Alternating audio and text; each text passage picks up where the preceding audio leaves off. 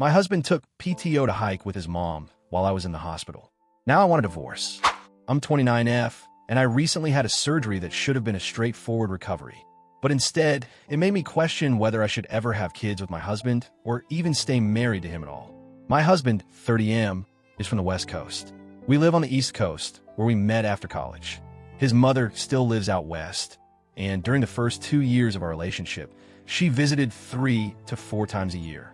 Every time, my husband would take PTO from work just to entertain her. Think day trips, long dinners, being her personal tour guide. At one point, I asked him, "When are we going to use your PTO to take a vacation for us?" He agreed it was a problem. We planned a trip to Europe for 2023 and agreed he wouldn't use time off just to host mommy anymore. But even after that, when she visited, I worked from home 4 days a week, and she'd just sulk around the house all day like a bored teenager.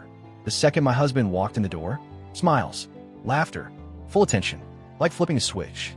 We moved to a new state, closer to my family. I got a new doctor who finally recommended me for a surgery that my old doc kept putting off. It wasn't high risk, but it would drastically improve my quality of life. And just like clockwork, my Emile decided it was time to visit. She said she wanted to help around the house while I recovered. I was skeptical, but my husband and I agreed this wasn't a sightseeing visit. Her role was to help, cook, clean, manage small things around the house so I could rest. He promised she understood that. Wednesday, my husband dropped me off at the hospital. Plan was 1 night in recovery, discharge Thursday. Thursday, doctors said my labs weren't great. Wanted to keep me for an extra night. I called my husband, told him the update, and expected he'd visit. He didn't.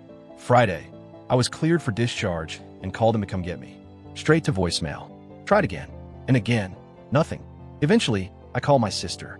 She left work early. Shout out to her amazing boss. Drove 90 minutes to pick me up. When we got to the house, I broke down. Laundry was everywhere. Dirty dishes in the sink. The litter box hadn't been cleaned in days. It was disgusting. My sister packed a bag for me and took me home with her. Friday night, my husband finally called. He sounded confused. "The hospital said you were already discharged. Where are you?" I told him, with my sister.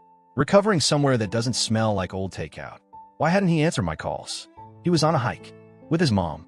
No cell service. So yeah, he took PTO again to hang out with his mom. The same PTO we agreed was supposed to be for us, and abandoned me after surgery. I told him I wouldn't return home until the house was clean and his mother was gone. He said I was overreacting, that his mom just wanted to explore our new city, and that I was stuck in the hospital anyway. No apology, just excuses. Update 1, later that weekend. Thanks to everyone for your support. Honestly, I didn't think I'd get this much clarity from strangers on the internet, but here we are. I had long talks with my sister and my best friend. Both said what I was afraid to admit. This isn't new. This is a pattern. I've been putting up with it for too long. I texted my husband. I'll be staying with my sister until we have a serious conversation.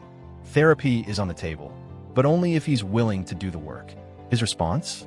Silence. For almost a full day, Emile eventually flew home. She didn't help around the house at all.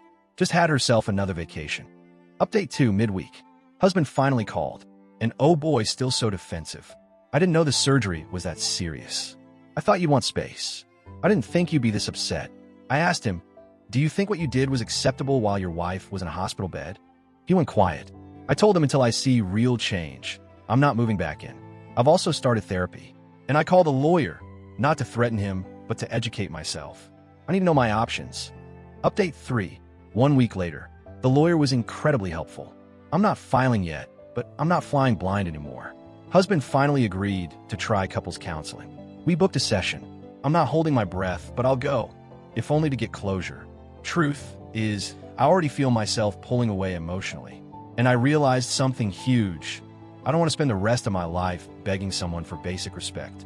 Update 4, the final straw. Night before our first therapy session, he tried to reschedule. Guess why? His mom won a long FaceTime call. Yep, again with the mom. I told him, I'll be at that session, with or without you. He said he'd try to make it. At this point, I'm already done. The therapy session isn't for fixing the marriage. It's for giving myself permission to let go. Final update, 2 weeks later. We did the therapy session. He showed up late, barely participated. The therapist asked him, "What did your wife need from you during surgery?" He couldn't answer, and that was it for me. I told him I'm separating. I found a temporary place to stay. We're sorting out logistics now. He cried.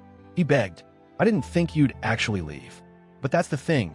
You never thought I'd actually leave because I always stay before. I'm heartbroken. I'm tired. But mostly, I'm relieved because for the first time in a long time, I'm not begging anyone to choose me.